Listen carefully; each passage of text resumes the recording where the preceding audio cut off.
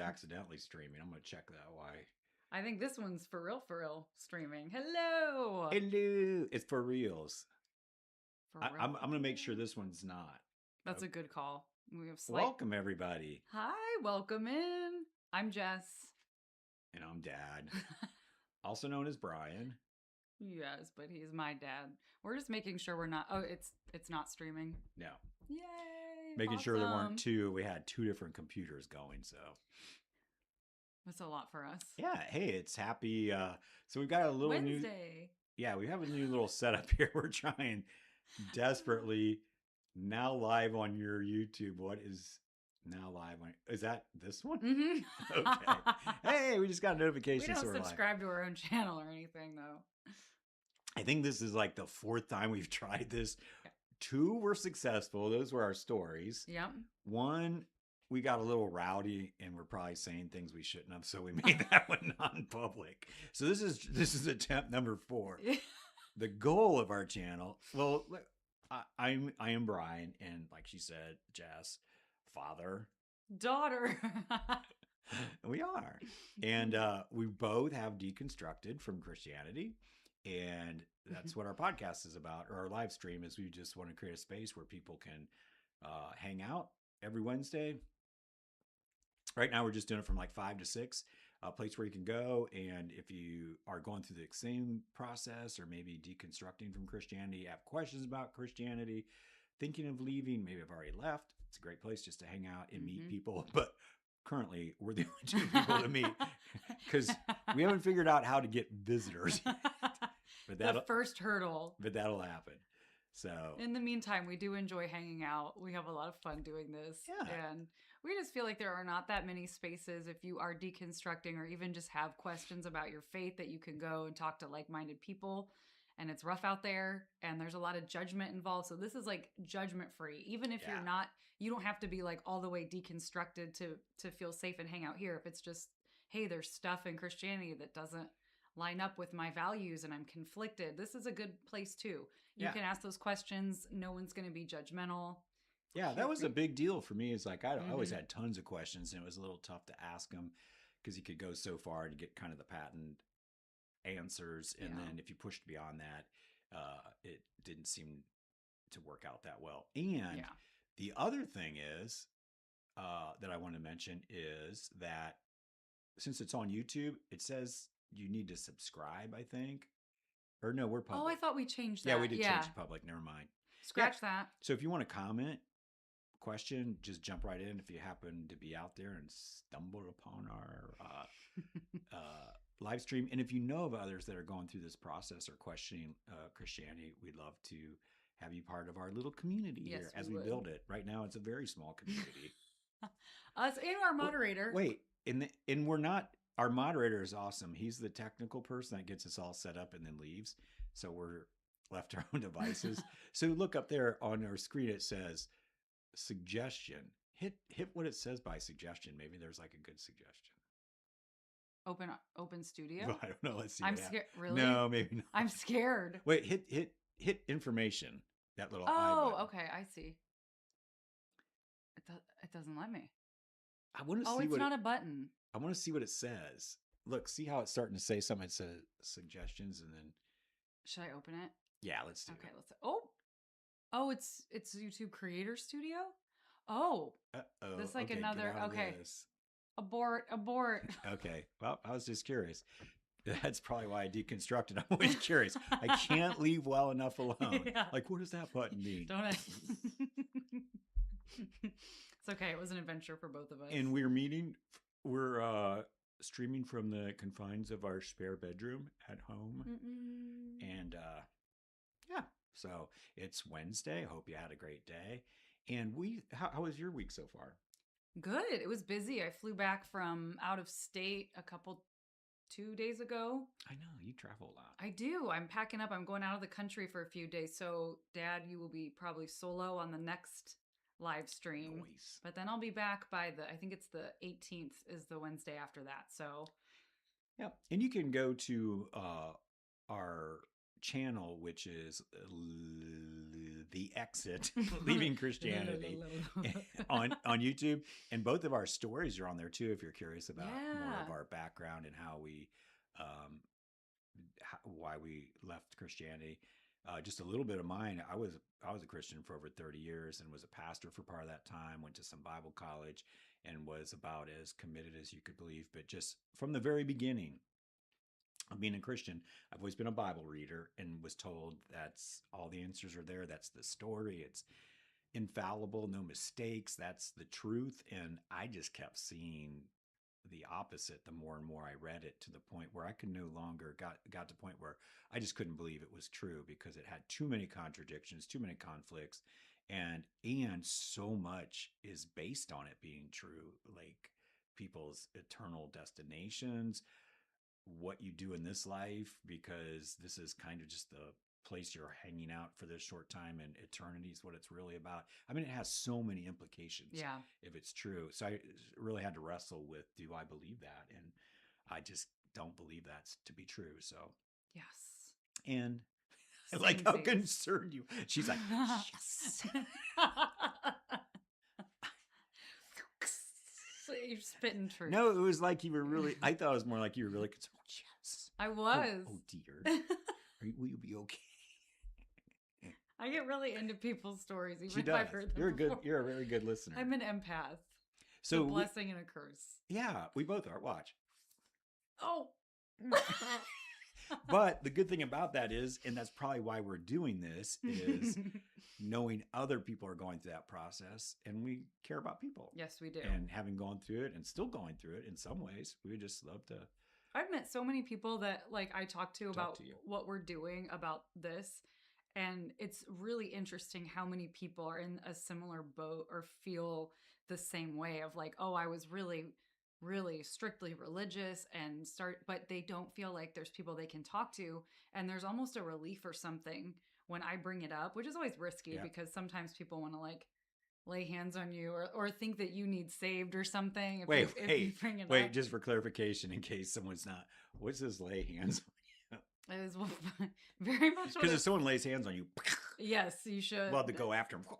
But it's what it sounds like. Like if you're in a church, usually like especially the very fundamentalist, very religious churches, which is where we came from.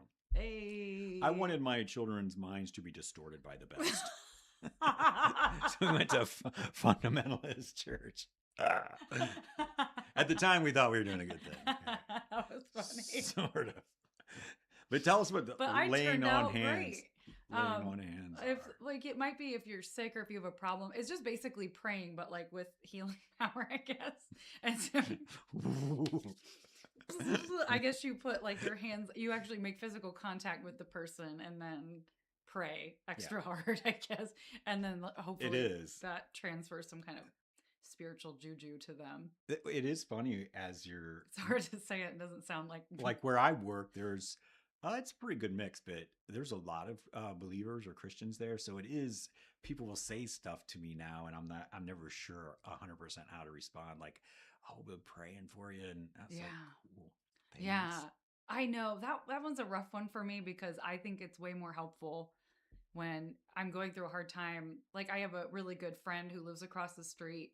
And when I'm going through a hard time, she doesn't just say, I'll be praying for you or something like that. She'll show up with like a stuffed animal or send a bouquet of flowers or something like that. And it's so I've learned that what can I do for you is a far better thing to say if someone's going through a hard time than I'll pray for you. I think that's really cool. I think it takes the pressure off of that person because that kind of just covers it. Like if you say, I'll pray for you, it kind of, for them, like they've taken care of what they feel like they have to, but they don't really have to invest much more. Yeah. That sounds kind of mean, but I used to always feel like there was this pressure if somebody was going through a hard time that I had to at least say, I'll pray for you, or, oh, can I pray with you? And I hated doing that like at my job because I'd think, well, I'm supposed to, but I would feel so awkward doing it, like very, very uncomfortable.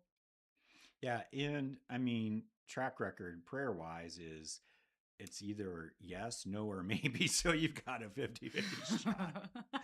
And it seems like whatever's going to happen, he's going to do anyway. So like, predestination. That would. PD. Um, Should we talk about our our topic? Our to- watch what happens when he I look was. at. Wait, watch what happens when I look at my screen. I want the viewers to know before we started, Dad was really concerned about where his eyes should look during this live stream. What do you all think look well, that was all Dad. Like right at the camera. Right. Left. Okay. Hey, all these people you talk about that can really relate to what you're saying, why don't they follow us? I tried. I've been repping. I'll be like, oh, so you're my dad and I are starting a live stream together, and They'll be like, like, They'll it like, was. is it multi-level? No. Do I have to buy soap? For all you Amway people out, I don't know if Amway still does that. I soap don't. thing that- I don't know, but I was in the Mary Kay pyramid for a little bit. Yeah, I was in the Amway. I guess Oh, we were just we'd prone fall for for cults all along. We broke. This is the first one we broke away from. Thank God a Scientologist didn't get a hold of me in my like early 20s because Oh God, if Tom Cruise would have come to my door, I'd been like, yes. what's their god Vishnu or something? No, Tom Cruise. Oh no, who's their Ron L. Hubbard. no like Yeah. they're the alien? He's the founder, but who's like the our Archibald. Mod really would know. Wait. Wait. Vishulu or something like that. Vishinu. It's their Of god. They're like Scientology? their alien god. I didn't know that. I might be wrong. Well, we'll see. It is funny how we'll sit here and say, oh yeah, it's an alien god. Yeah. Not like my god that molded worlds into and made a man out of mud and another little woman out of his rib. An alien. Those dumb Scientologists. I don't think It that is, at all. It is funny how I just never dawned on me. It's like, oh my gosh, it's what like everybody acute like Christians think of other religions. Yeah. It's the exact same thing. Everybody's thinking about ours. Well, yours is a little crazy too. It's a little bit wild. You know what is really wild to me? I was listening to Paula Gia and Justin DZ Construction DZ. Yeah, Deconstruction Zone. On a one of the they were on The Line. Is that an Atheist Call-In show? They were on a show together last week, and it was interesting hearing them talk about how some of the apocryphal books were used by the early Christians, like they were considered part of the actual canon. Yeah. Or like this is biblical truth, and just some of the crazy stories are in there. But by the time the canon was made, whenever the 3rd century, 4th century, they just booted those out. So like even that, there was like actual scriptural or writings that were considered equal to what we consider scripture now, but at some point they got booted. So like how weird is that? Like I just always had this idea when this was God's word that it was handed down. It was, I just had this whole different idea. I mean, I found out early on 30 years ago that it wasn't like that, but that was always in my mind. And then to see how it really all developed is really interesting. It's really different than what you're taught in church, because you actually went to seminary, like a Bible college. A Bible college, yeah. You would think more people would like ask. That would come up, but yes, I think people kind of partially like don't want to know too, because I've been bringing up a lot of the scriptures that are in the Bible. Like if somebody's actually arguing with me, and one thing that comes up is, oh, you can't have morality without the Bible or without Christianity. Even my boyfriend said that, who is an atheist. And he's like, but it's good because I love him. He's so we like him. He's not even here to defend himself. He would appreciate that. Yeah. He's awesome. I didn't say it. But he was like, well, it's good what Christians did because they established like morality with the Bible. And so I was like, oh, like what? Like the golden rule, he said, but that actually came far before and earlier. Yeah. The Bible's morality is extremely questionable. So, but that's what a lot of people's conception is. And it's not because they're dumb or anything. It's just because that's not what you're told mainstream. If you go to church, even I think the reason devotions get pushed so much is because devotionals have really specific verses. They don't get into like God forcing people to cannibalize their own children and stuff like that. But Or it's even, yeah, exactly. What's even yeah, before, after that verse. I remember, yeah, as for me in my house, we will serve the Lord. Like that was one people would have hung up in their house. It's, it, it, it's an okay thought, but that had an actual application and meaning at an original context.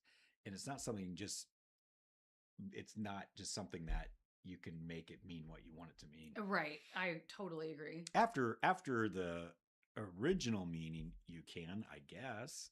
And plus, it makes a really nifty wall hanger, especially if you get like the iron-on sticker kind. I had a hat that said "Jesus loves this hot mess" for a while. Yeah, He do. I'm sure he will. Actually, probably not. I'm not. I think he. I just don't think it was what I was told it was. Same. So. Yeah. Well, let's get on to our topic. Our topic is going to blow your lids off. What is Christian deconstruction? Your poor thumb. What happened to your thumb? I have a cut. It is so bandaged. It is so funny. There's one little crack here. Have you ever had that? Like where? Yeah, the split. It splits and it just hurts so bad. But it's right on a weird angle, so it takes like 3 band-aids to cover this one little spot. Well, he was playing guitar earlier, and he goes, "I got Band-Aid juice on the guitar strings." It was bad. I forgot to ask what actually happened. Should I read what the breakdown is of Christian deconstruction? Yeah, let's do it. I like it because it's very, there's no opinion really overlaid. It's kind of just giving you the facts of deconstruction. And I have it over here too, so you can read some and I can Should read we some. do every other word? Do it. Christian? Deacon. Do a whole word. Do every syllable. Christian Deconstruction is a process of critically. No, let's read it normal. Okay. Because that would take forever. Our one viewer is going to leave the chat. I can't do this. Leave the stream. That's our mod. Yeah. But sometimes you need to laugh, man. Nah. No, I agree. You really do. It's my favorite thing to do. I was reading this Buddha's Brain. Oh, I didn't I'm want to reading read for my that. counselor, but it talks about how like capturing specific moments of happiness is important and seeking them out because you're actually creating patterns in your synapses when you do that. Really? But people are prone, and this is all scientifically proven. There's all kinds of footnotes and references in there that just as people as a whole are more prone to capture negative things because they have a bigger impact on us. And even if there's more positive things happening, the negative one will typically stand out more in our mind. Oh, I could see that. I believe that. Yeah. And your mind creates patterns on whatever it's focusing on. So it kind of can make you more depressed, anxious, fearful, or more happy, joyful, free, depending on what you're focusing, which... That's really interesting. So it's saying that It's like seek out moments to have fun and laugh. Yeah, and really notice the good little things in life too, because the more you pay attention to those, that's going to structure your brain that way. If you focus more on negative things and things to complain about, that's going to structure your brain. You know who's so good at doing that in the positive way is Mom. You are too. I'm just kidding. I knew you were going to say that, and it is true. I feel bad. But she'll notice like kidding. She appreciates every little thing. Oh yeah. Oh yeah. Oh, I don't know what that meant. I don't want to know. No, she does. Mom is a very positive person. She is. She'll be like, and I'm trying to be more that way too. You're one of the more positive people I've ever met. Oh, that's so sweet. But you guys I can are definitely, so much like her in that way. But I have a little bit more of I can go dark pretty quick and pretty easy. So I have to be intentional about like making myself enjoy things and have fun. God, I feel like I'm really getting to know you. Dish girl. We're actually... You should hear what my boyfriend did the other day. No, it was a good... He's not here. I don't want to know what he's doing. He sends me nice texts. I miss him. I know. He's out of the country right now. We'll see him soon. Yeah. Okay, so I'll read what... I've completely derailed it again. That's okay. Okay, I'm going to follow this along was your as Buddha's you read brain. it to Okay. make sure you don't miss any words. Christian deconstruction is a process of critically dismantling and re examining traditional or cultural Christian beliefs, practices, and institutions to find a more authentic faith, often questioning aspects like church hypocrisy, political engagement, or harmful interpretations, which can lead to a reformed faith, abandoning Christianity, or finding a healthier spirituality. It is a messy personal journal. No, personal journey of questioning and wrestling with doubts, distinct from simply losing faith, aiming to separate essential truths from cultural baggage. Ooh, I like that. I do too. That was a lot, man. That was a big intro. So that they did that first paragraph, and then the next they kind of break it down point by point. I think Like the key aspects. yeah, So because that it is so true. What I loved about even this description is it's not. It gives all these areas that why people deconstruct and what's going on instead of just what a lot of times it's. Well, first of all, a lot of times Christians will not accept that it's actually happening. Like you really are deconstructing. It's like, well, you must want to sin, and so you're rejecting Jesus or God, or you never really were saved. Yeah, that's a big one. A lot of the go-tos, instead of like, there's a lot of reasons why people are evaluating and rethinking what they've been taught in the Christian faith. And some people come back. Or like they're saying, I have a really good friend who I would consider having a reformed faith, still believes in Jesus, still believes essentially in God, but has removed away from the more dogmatic fundamental stuff. Yeah. And I like that they even put in this article, they put losing faith in air quotes. And I actually thought that it's very subtle, but I thought that was really nice because that sounds like you just stopped trying or you weren't being attentive. If you lose something, you're probably not paying very close attention. And that's usually the opposite of what happens when people deconstruct is that they're paying more attention and they're digging in more and they're intentionally sometimes even trying to deepen their faith, and the opposite happens just because of what they find out. Exactly. I agree completely. Thanks. So the first key aspect of Christian deconstruction is critical examination. And that's taking apart one's faith to uncover flaws, inconsistencies, and elements that don't align with personal spiritual needs or perceived truth. Yeah, that was a big one for me.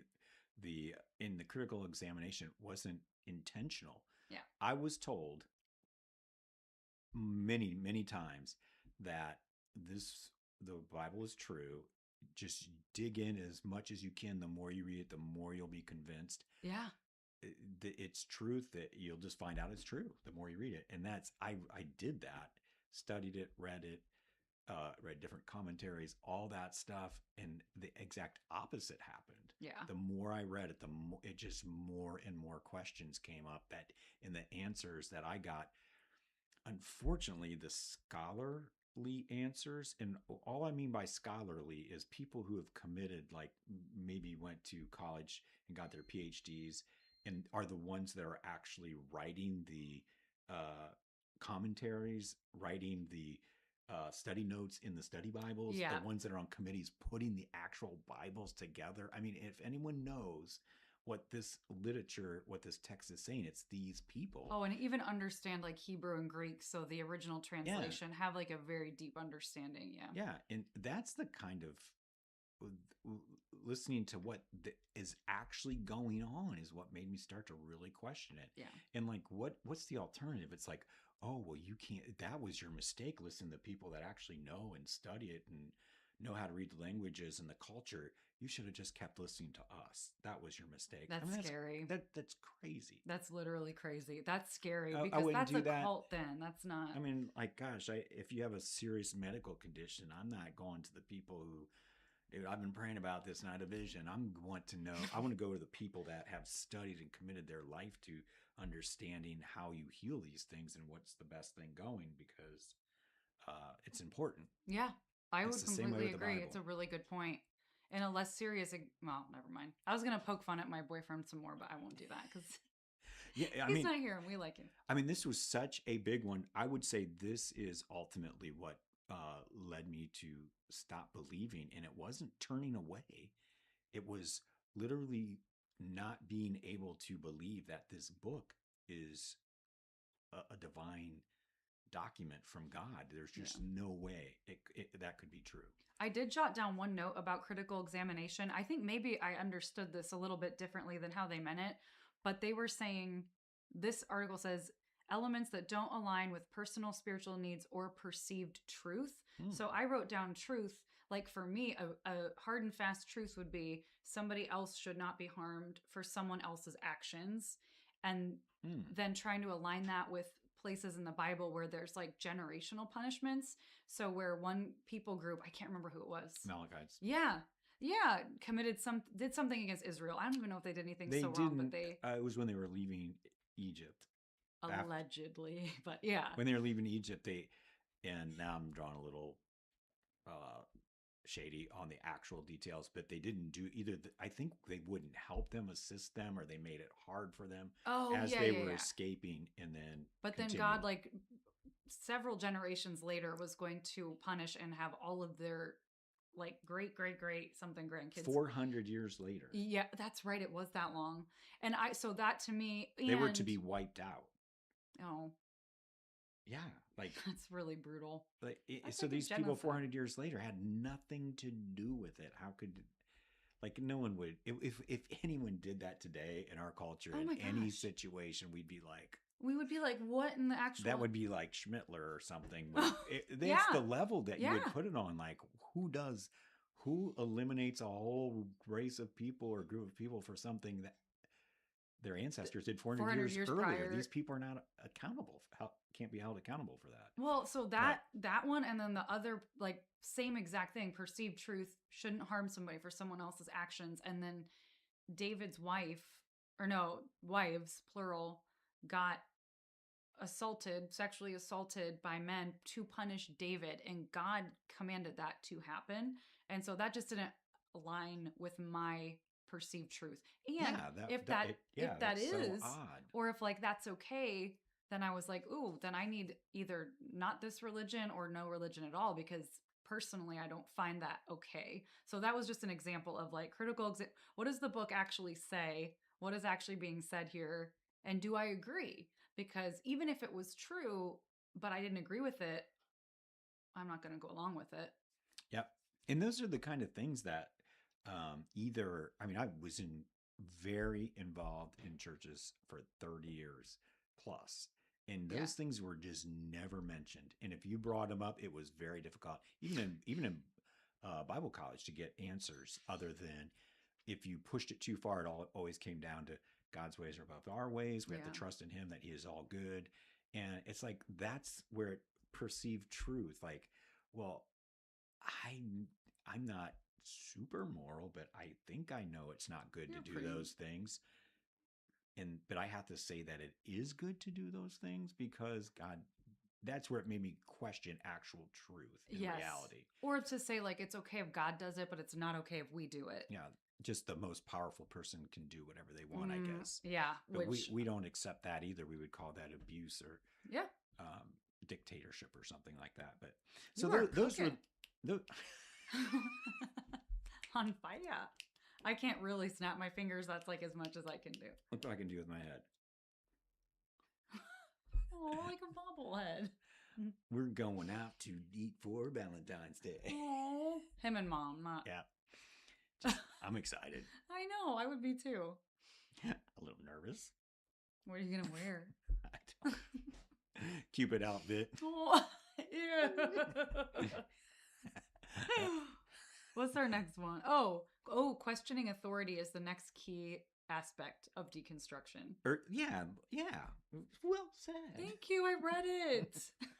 I'm governor. Yes, cheerio. It says challenging traditional interpretations and the perceived authority of certain church leaders or institutions. Mm-hmm. I have too much probably to say about that one. Well, what's your thought? Like, is it here? Let me ask you this. Lay it on me. Do you think that's an appropriate reason for someone to deconstruct? Because, I just want to say this, but maybe if you think everybody there's perfect, maybe you're the one with the problem because we're not perfect. So let's just have another imperfect person come on in. That flustered me. No, I completely agree. It's that old What's it? There's room for One more hypocrite. one more hypocrite. Cool. It's Frankfurt. really different when you're using like a position of power and authority to take advantage of people, to abuse people, or to even spiritually manipulate people. That is different because you're in like a position of authority. Everybody's a hypocrite in some way or another. Obviously, no human being is perfect. I could see absolutely that wasn't the primary reason why I deconstructed, but I could see looking at how many church leaders and Catholic priests come to mind have massive horrific moral failures or just really crappy people and being like, wow, these are like the selected people of God in these positions of authority. This is how they behave. I don't know if I'm interested in that. I think that's not why I deconstructed. It's why I stopped going to church because I was like, this is getting a little gross. But I could see that being why somebody would. Yeah, I think so too. I think it's a little too dismissive sometimes. Like, oh well, we're all imperfect. We're just all hypocrites. Come down and join us. We need another one. Like, there should be something different about the structures of the church, and Yeah. with failure after failure after failure of church leadership, it's gonna it rightfully so is going to cause people to question those structures and the how they're set up. Oh, yeah. Too much spiritual authority given to single individuals, lack of accountability. Even when accountability is there, how is it followed through? Things being covered up and protected. Yeah. What stinks is there are so many good pastors and leaders of churches that would never do anything like Oh, that. for sure. I And would I agree know with you. many of them are just wonderful people, but on the same hand, like maybe we have a train going by. But on the other hand, like I don't know what the answer is, but Christianity somehow get it together. Like, and how do you stop that? Because it Yeah. is absolutely damaging people and causing people to consider if it makes sense to be part of that, and it Well, rightfully so. and if you're telling people stuff, like let's say there's no abuse or anything going on, but even stuff that like I had heard of telling people that you are in a position of authority above, that just like the way that they're behaving or the way that they are is somehow morally or fundamentally wrong. So for instance, someone like me who was a woman in the church, ooh, and outspoken and loud and like to be on stage and stuff like that, and then would be told, like my youth pastor told me, you need to sit back for a minute and let somebody else be the center of attention, which was wild because I legitimately was just chit-chatting with friends and I like to make jokes and they were laughing and most of them were like introverts and didn't want to be the center of attention like ever. So then we just all sat in silence for a while because I was and then he goes, "I'm just saying what your dad would say if he was here." And me being loud, I was like, "My dad would tell me to be myself." But we butted heads all the time because it was like, "Oh, you're too vain that you enjoy attention or making people laugh, I guess, or whatever." But maybe it's possible I was being annoying. I don't remember exactly. I would find Hard that to to be so, imagine though.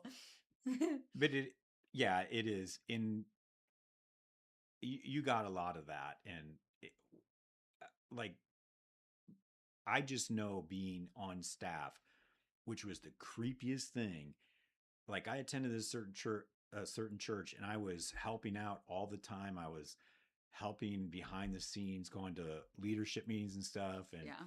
ministries. And then they asked me to come on staff and be a pastor. And the minute, I mean, they introduced me as a pastor, it was creepy how certain people automatically started treating me different, like Yes. with respect and like liking me and wanting my attention and time, who had never given me, wouldn't even look Didn't my even way. didn't even like you really because Yeah, they were there were like, some people I got the vibe they didn't even like me, but there's mm-hmm. just this dynamic that's set up that these spiritual leaders, they're just people, man. Yes. They are just people, and they Yep. ought to be all constantly reminded they are just people doing a job. That's it. Like Yep. they're not God's ordained or anointed. It just isn't so.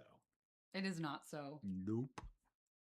Thank you for laying And down well, some and when that serious kind of truth. like authority is given, these are the spokesmen for God and stuff. I mean, You're the what you could were go wrong? you were Like the spokesman for God. I love that. what could go wrong? Like right? Like Yeah, you I set think them that's loose on a where group of people that are there searching and looking for like meaning in spiritual life. leadership, and thank God for all the good pastors that don't abuse that. I've known many, Me too. but it's really scary the ones that have. It just sets it up. It just sets it up in a more dangerous. Yep. It puts it in a more I dangerous position. I remember early on, my big one was like, okay, we're not, you don't want us following any of the Old Testament, but you're really down with the whole tithing thing. Like, and that would be quoted all the time. Yeah. And like, not even, I mean, overtly said, constantly guilt, Guilt shaming tripping. Mm-hmm. to get, are you giving your 10%? 10% should be the minimum of what you're giving me. That should be a minimum. There should be gifts and offerings way above that. And it's like, the manipulation is just But you just but wrong. you drive a Range Rover, Pastor.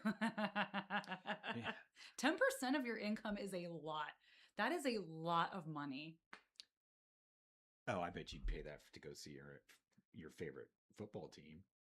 No, mine's the